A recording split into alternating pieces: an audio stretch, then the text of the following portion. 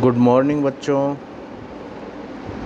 BA second year के economics subject के paper micro economics में गत कक्षाओं में हमने पढ़ा कि मांग की कीमत लोच को प्रभावित करने वाले कारक कौन कौन से हैं। आज हम स्थानापन्न वस्तुएं एवं पूरक वस्तुओं के बारे में पढ़ेंगे। स्थानापन्न वस्तुएं वे वस्तुएं होती हैं जिन दो वस्तुओं का एक दूसरे के स्थान पर प्रयोग कर सकते हैं, जैसे चाय एवं कॉफ़ी। चाय के स्थान पर हम कॉफ़ी का उपयोग कर सकते हैं और कॉफ़ी के स्थान पर चाय का। इसी प्रकार शरबत एवं नींबू पानी उदाहरण है स्थानापन्न वस्तुओं का। स्थानापन्न वस्तुएं कितनी स्थानापन्न हैं? वह एक दूसरे के पूर्णतः स्थानापन्न है या आपस में कुछ मात्रा में स्थानापन्न है। जो स्थानापन्न वस्तुएं पूर्णतः स्थानापन्न होती हैं वे पूर्णतः स्थानापन्न वस्तुएं कहलाती हैं, एवं जो वस्तुएं परस्पर कम स्थानापन्न होती हैं वे आंशिक स्थानापन्न वस्तुएं कहलाती हैं।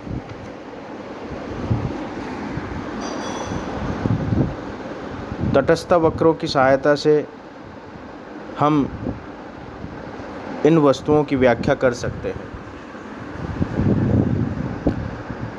सर्वप्रथम हम पूर्णतः स्थानापन्न वस्तुओं को लेंगे।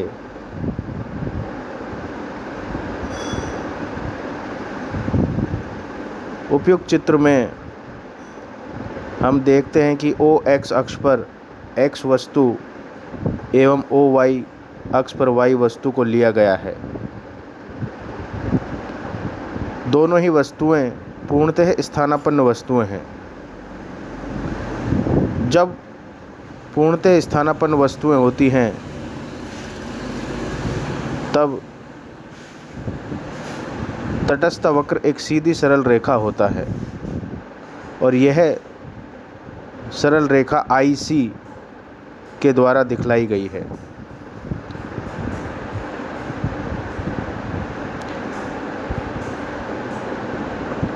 इस चित्र में हम देखते हैं कि प्रारंभ में x वस्तु की OX1 इकाई का उपभोग कर सकते हैं अथवा OY1 इकाई का उपभोग कर सकते हैं। यदि हम x वस्तु की मात्रा में वृद्धि करते हैं तब y वस्तु की मात्रा त्यागनी पड़ती है।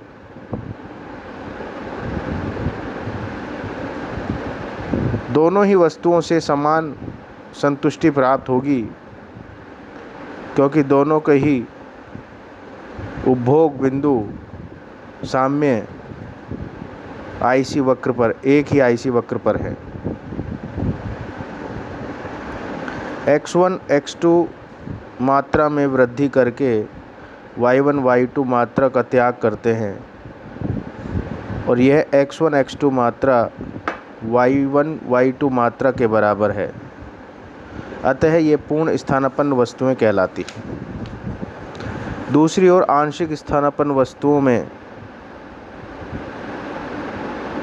तटस्थ वक्र वक्रीय होता है। चित्र में स्पष्ट है कि OX अक्ष पर x वस्तु एवं OY अक्ष पर y वस्तु लिए गए हैं। x वस्तु की एक एक इकाई उपभोग में वृद्धि करते हैं, लेकिन y की त्यागी गई मात्रा उत्तरोत्तर कम होती जाती है। चित्र अनुसार y1 त्यागी गई मात्रा y1 y2 त्यागी गई मात्रा से अधिक है। अर्थात x की एक अतिरिक्त इकाई में वृद्धि करने के लिए y वस्तु की मात्रा बराबर नहीं त्यागी गई है, इसलिए यह आंशिक स्थानापन्न वस्तु है। इसे हम निकट स्थानापन्न वस्तुएं भी कहते हैं। इन्हें पूर्ण स्थानापन्न वस्तुएं नहीं कहेंगे। दूसरी ओर पूरक वस्तुओं को लेते हैं। पूरक वस्तुएं वे वस्तुएं होती हैं जिनका उपयोग एक साथ करना अनिवार्य होता है और एक दूसरे के बिना किसी एक वस्तु का उपयोग नहीं किया जा सकता।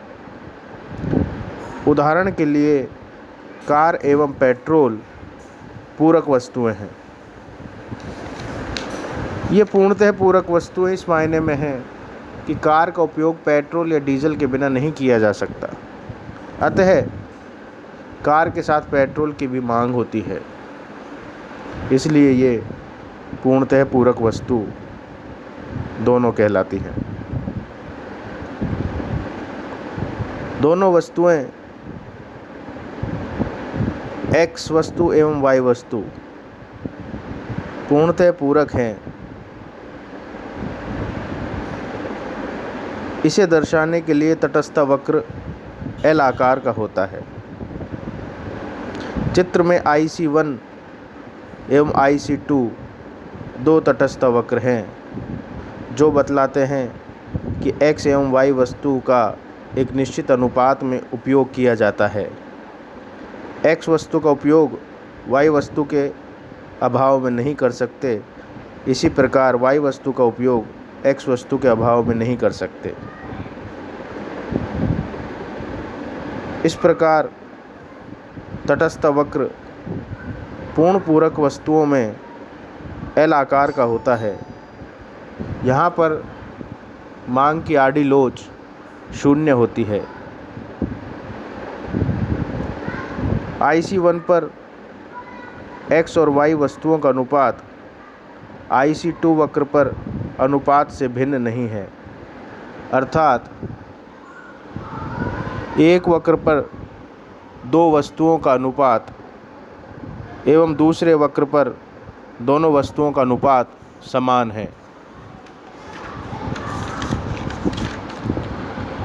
लेकिन दोनों वस्तुओं की मात्रा कम या ज़्यादा हो सकती है। उदाहरण के लिए यदि IC1 पर x एवं y वस्तुओं का उपभोग अनुपात क्रमशः 10 एवं 20 इकाई है, तो यह अनुपात 10/20 अथवा 1/2 होगा। IC2 पर यही अनुपात 20/40 या 1/2 हो जाता है, जो कि समान है, लेकिन वस्तुओं की मात्राएं भिन्न भिन्न हैं। इस प्रकार हमने देखा कि पूर्णतः पूरक वस्तुएं एवं पूर्णतः स्थानापन्न वस्तुएं दो भिन्न प्रकार की या प्रकृति में दो विभिन्न प्रकार की वस्तुएं होती हैं, जिन्हें हम उदासीनता वक्रों के माध्यम से स्पष्ट कर सकते हैं। दैनिक जीवन में पूर्ण स्थानापन्न वस्तुओं एवं पूर्णतः पूरक वस्तुओं एवं आंशिक स्थानापन्न वस्तुओं के अनेक उदाहरण मिलते हैं।